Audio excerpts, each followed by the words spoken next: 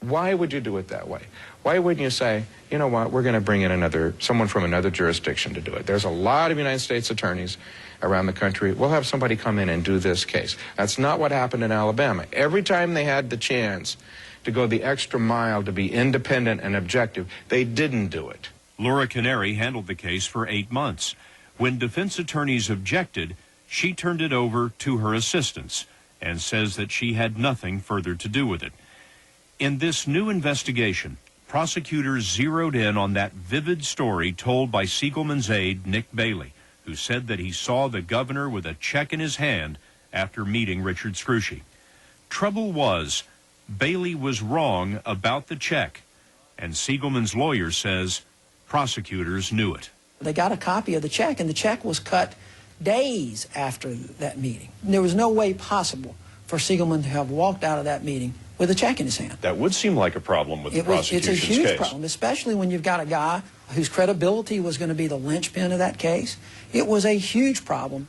And there was another problem with the prosecutor's star witness. Nick Bailey was a crook. Unknown to Siegelman, Bailey had been extorting money from Alabama businessmen. Facing 10 years in prison, Bailey agreed to cooperate with prosecutors to get a lighter sentence. We went to talk to Bailey in the prison where he is today. The Justice Department wouldn't let our cameras in, but we met with him for hours. Bailey told us that before the Siegelman trial, he spoke to prosecutors more than 70 times, and he admitted that during those conversations he had trouble remembering details. He told us that the prosecutors were so frustrated they made him write his proposed testimony over and over just to get his story straight. If Bailey is telling the truth, then his notes, by law, should have been turned over to the defense. But Siegelman's lawyers tell us they never saw any such notes, and they never had a chance to show the jury just how much Bailey's story had changed. No one at the Justice Department would be interviewed for this story, but they did send us a statement, which read in part, "This case was brought by career prosecutors based upon the law and the evidence alone. After considering that evidence, a jury of Mr. Siegelman's peers found him guilty beyond a reasonable doubt." But Grant Woods, the former Attorney General of Arizona, says the case should never have gone to trial. The prosecutor's got to look at it and say, hey, is this the sort of thing that we're really talking about when we're talking about bribery? Because what the public needs to know here is there's no allegation that Don Siegelman ever put one penny in his pocket. Richard Scrushy did make donations totaling $500,000 to that education lottery campaign, and after serving on the hospital board under 3 previous governors, Scrushy was reappointed by Siegelman. But Woods says that's politics, not bribery. You do a bribery when someone has a real personal benefit, not, hey, I would like for you to help out on this project, which I think is good for my state.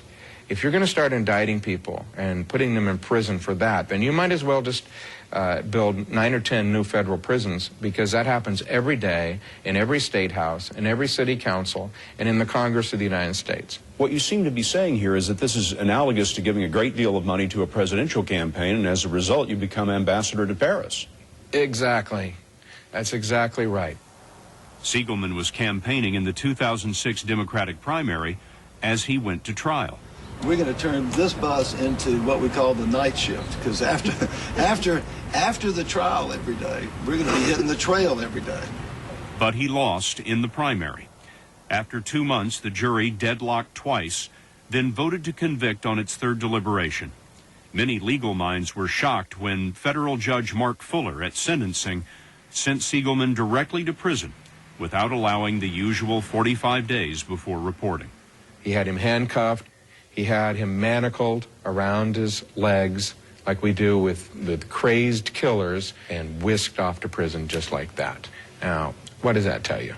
That tells you that this was personal. You would not do that to a former governor. Would you do that to any white-collar criminal? No, I haven't seen it done. Help me understand something.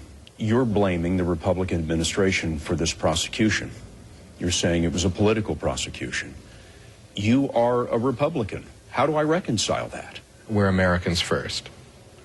And you got to call it as you see it. You got to stand up for what's right in this country. Karl Rove and others at the White House were subpoenaed to testify before Congress, but they refused to appear. And the Justice Department has refused to turn over hundreds of documents in the case. Don Siegelman has 6 years and 8 months to go on his sentence.